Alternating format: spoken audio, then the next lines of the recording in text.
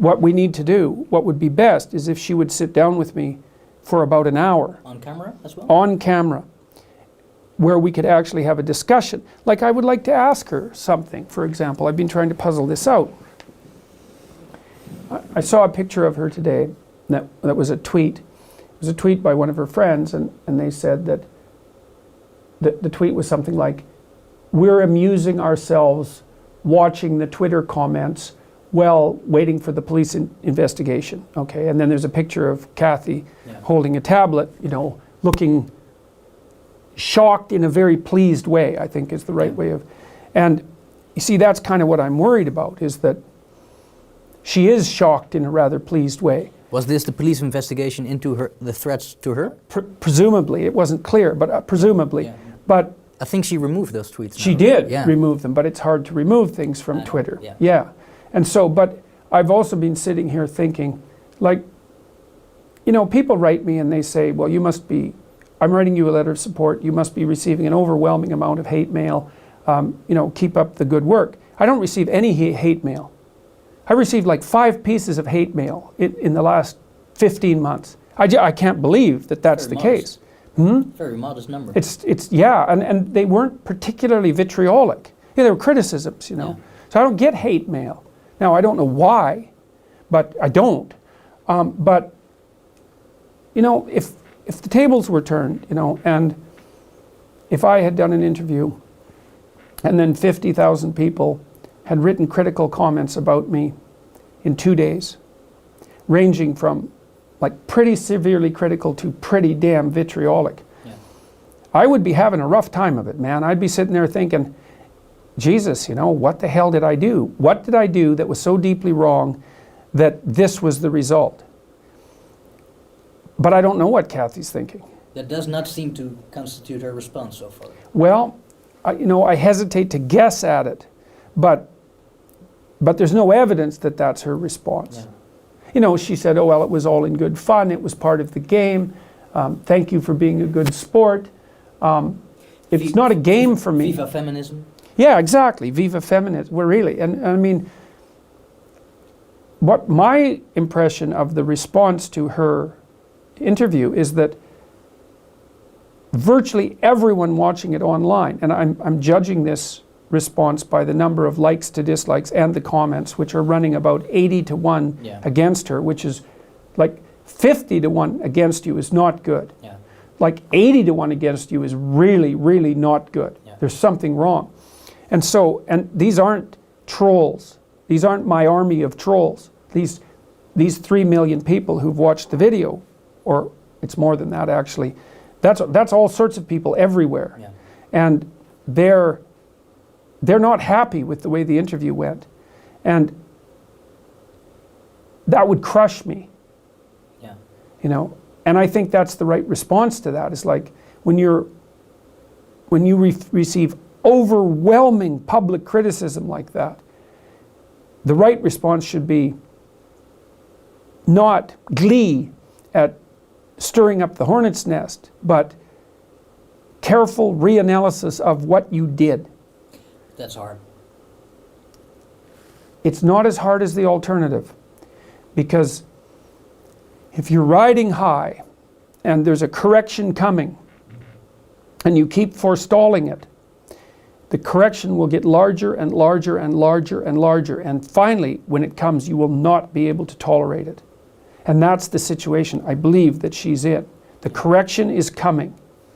Has she responded to your request to sit down again? No, but it's been made very, very, you know, recently. Okay.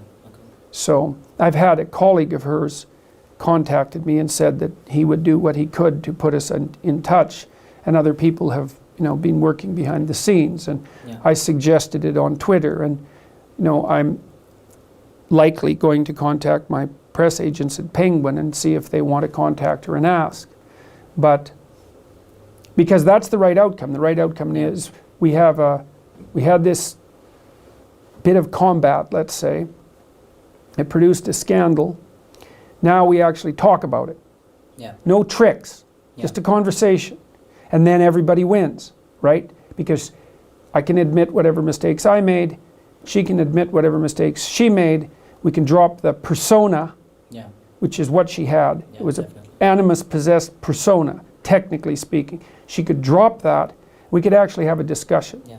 Like, I would open the discussion by asking her why she was taken aback when I asked her about her treatment of me in the interview. Yeah. You know, and people have also been spinning that as my claims to have been victimized in the interview.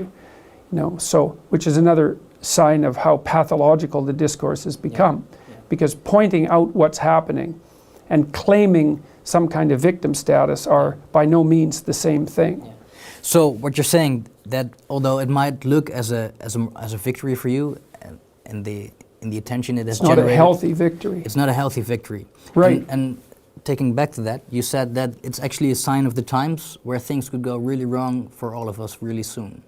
Yeah, we're playing with fire. Yeah, what do you mean by this? Can you elaborate? Well, things go wrong in cultures all the time, right? You get the polarization increases until people start to act it out. You know, I mean, I'll give you an example. You know, I always pay attention to what happens at the back of my mind, to the bottom of my mind, let's say. And what I learned from Carl Jung, for example, one thing was that if you watch what happens in your imagination while you're speaking and while things are happening to you, you'll see little dreamlike fragments happening all the time. Mm-hmm. They're not in words, they're really more like brief dreams. Jung thought we were dreaming all the time, even when we were awake. And, you know, today I was reviewing maybe 10 or 11 of these newspaper articles that had played this twisty game and accused me of like sicking my internet trolls on the poor hapless journalist. And I thought, this was the dark part of me, right? That's the shadow part. Thought, if I wanted to sick my internet trolls on Channel 4, then there'd be nothing but broken windows and riots. And then there's a little part of me that thinks, wouldn't that be fun? Right, and that's where we're at. It's like, because I'm a reasonable person, a very reasonable person, But even you though do I have can... these thoughts in the back of your mind. Oh yes, Yeah. and I pay attention to them because I know that they're part of the collective unconscious, right? Yeah. They're the shadow part. And Yeah, yeah. when there's part of me thinking, well, wouldn't that just be perfectly goddamn delightful? Then there's lots of people who are not only thinking that way sometimes, but thinking that way all the time. And they're just waiting for that Yeah. to be the proper response. You see this with the Antifa Yeah. violence in the United States and with the Charlottesville thing as well. So, but basically what you're saying is that when you have these dark thoughts in your mind, in the back of your mind, you kind of tap into the collective unconscious of the culture you're embedded in. Definitely, definitely. There's no doubt about it, is that like the dark part of me and the dark part of you is the same thing in some ways, Yeah. you know, and we live in the same culture. And so Yeah. it's going to manifest itself in a similar manner. Yeah.